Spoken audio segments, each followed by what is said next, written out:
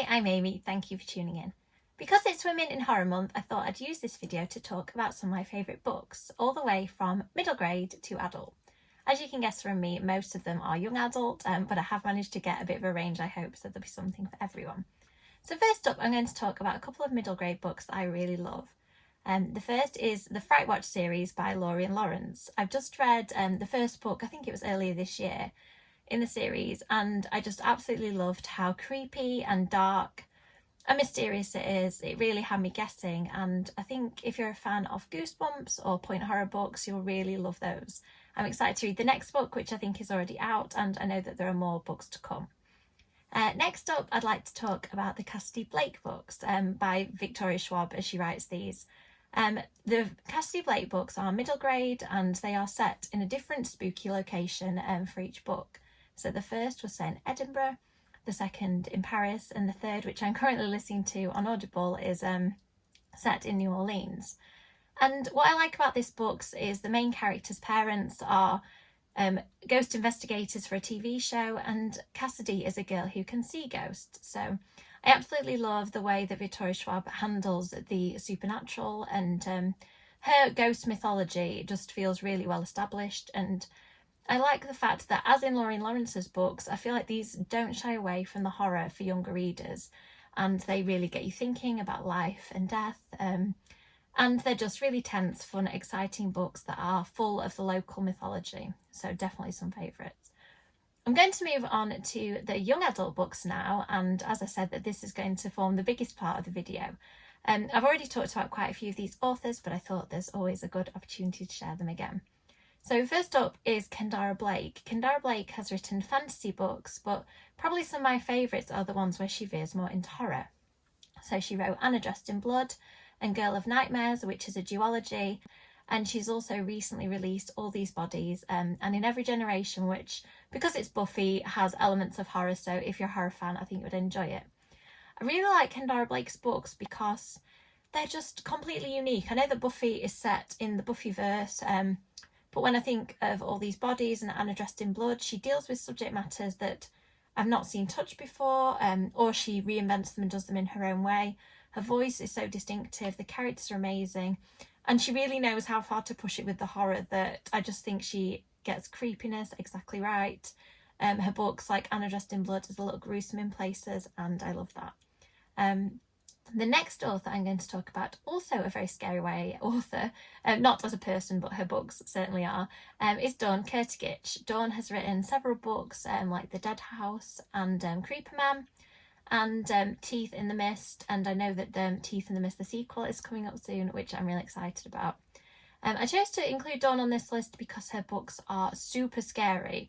If you think that YA books aren't going to be terrifying, then you need to take a look at Dawn's books because they delve into the psychological side of horror. There's some very visual, physical horror that's really terrifying, and her books just have this really unsettling quality that slowly builds, and then when the horror kicks in, it really gets you, and I love that. Next, I'm going to talk about Kat Ellis, who I've mentioned a few times on the channel before.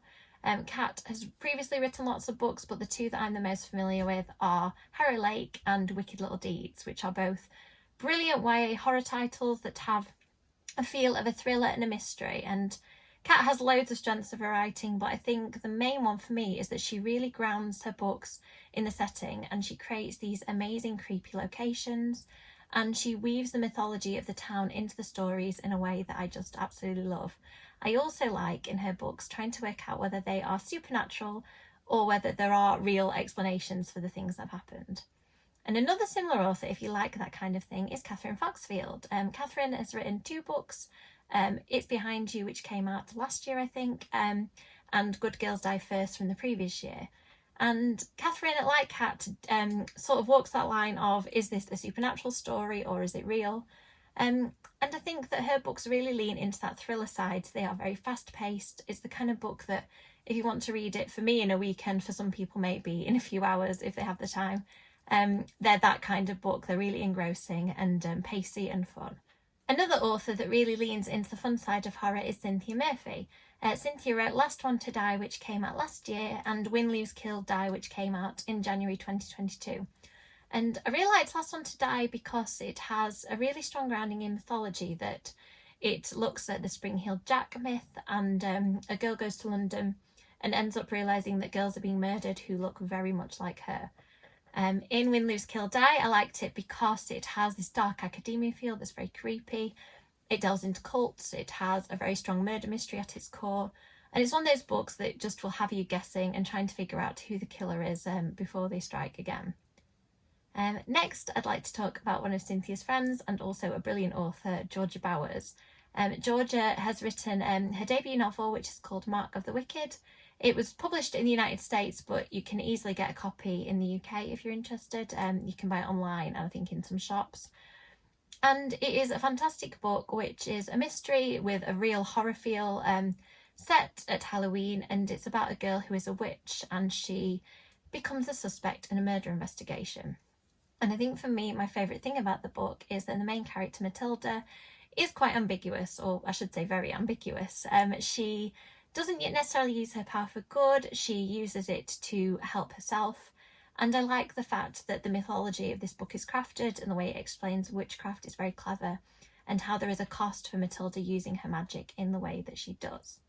The next author I'm going to talk about is Alex Bell. Alex has written books for children, young adults and adults, but my favourites of her books are the young adult horror titles that she wrote for Stripes. And they are the particular ones that I like. I know she's written others, but the ones I like are Frozen Charlotte and the prequel Charlotte Says, which are about the Frozen Charlotte dolls that were actually made for children, that were based on the story of a girl who went out in the cold, she didn't listen to her parents and wear a cloak, and she froze to death. And, you know, what did toy maker do but make tiny little dolls in coffins and sell them to children?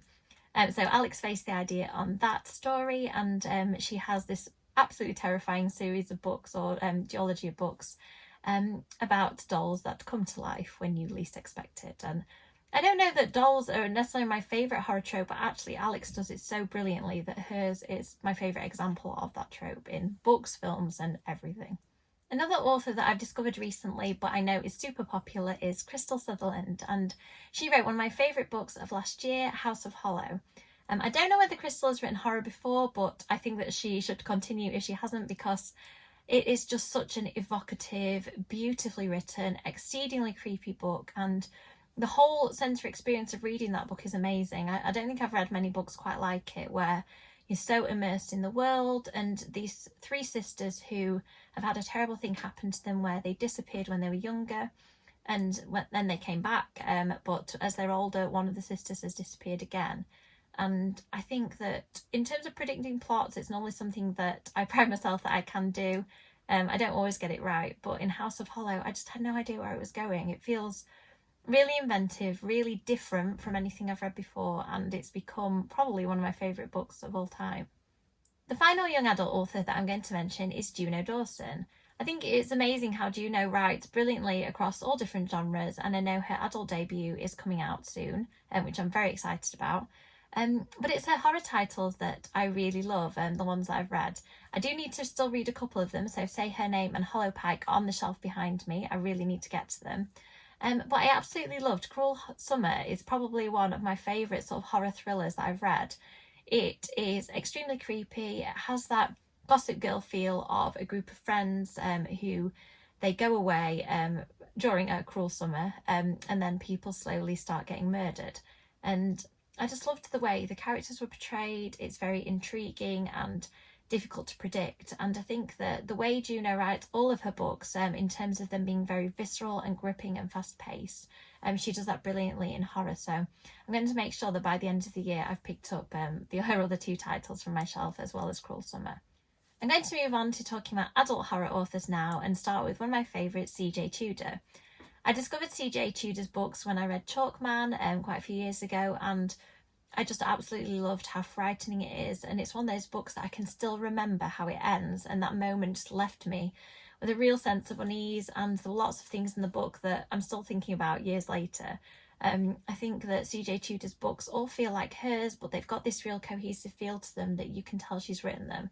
Her writing style is so brilliant, she creates amazing settings, and I think that she's one of those authors where her books just get better and I enjoy them more. So the most recent one I've read is The Burning Girls. I need to check whether any more have come out since.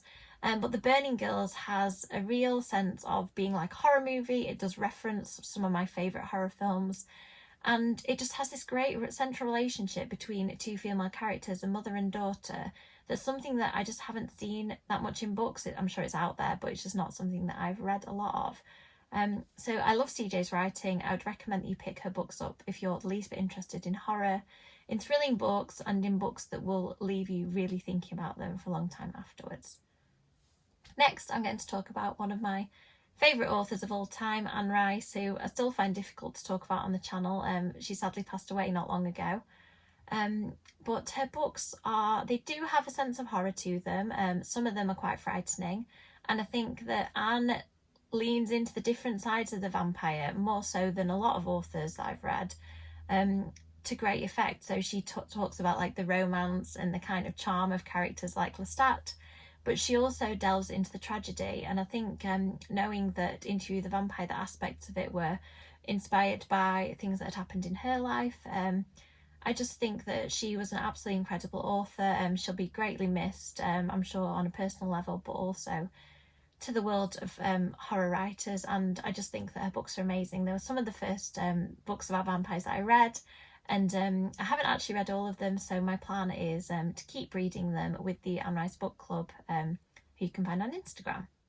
Another author I've discovered recently is Darcy Coates. I've heard lots of people talking about her books on BookTube and BookTok, and I thought it was finally time for me to pick one up. So I read The Haunting of Lee Harker earlier this year, and I really enjoyed it. I thought it had a real sense of The Haunting of Hill House, and other kind of haunted house books like that, but it had a different slant that I found really interesting, and I'll leave it at that because I want you to read it and not spoil it for you. I'm going to end on one of the great writers of Gothic literature, Mary Shelley.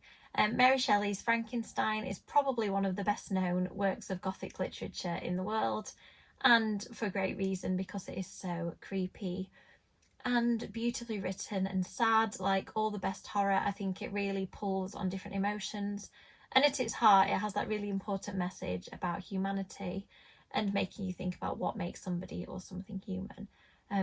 I also am really interested in the story of Mary Shelley's life. So when Anderson Press published a book called Monsters by Sharon Dogar a couple of years ago now, I picked it up straight away and I thought it was fascinating. So it has things like the story of how Mary Shelley came up with the idea of Frankenstein, and it talks about the things that happened in her life and the people and the other authors that she knew, and it's just fascinating. So if you're the least bit interested in Mary Shelley, I'd recommend picking up Monsters too, because it is a very well written and interesting book. So that is it. I hope I've not missed anybody. I'm sure I've missed some of my favourite authors that I will remember at a future date. But hopefully that'll give you a good flavour if you're thinking of reading any books by women in Horror Month. Maybe you might want to pick up one of those titles. Thank you as ever for watching. I hope you've enjoyed the video. If you'd like to like and subscribe, it really does help. Thanks so much. Bye.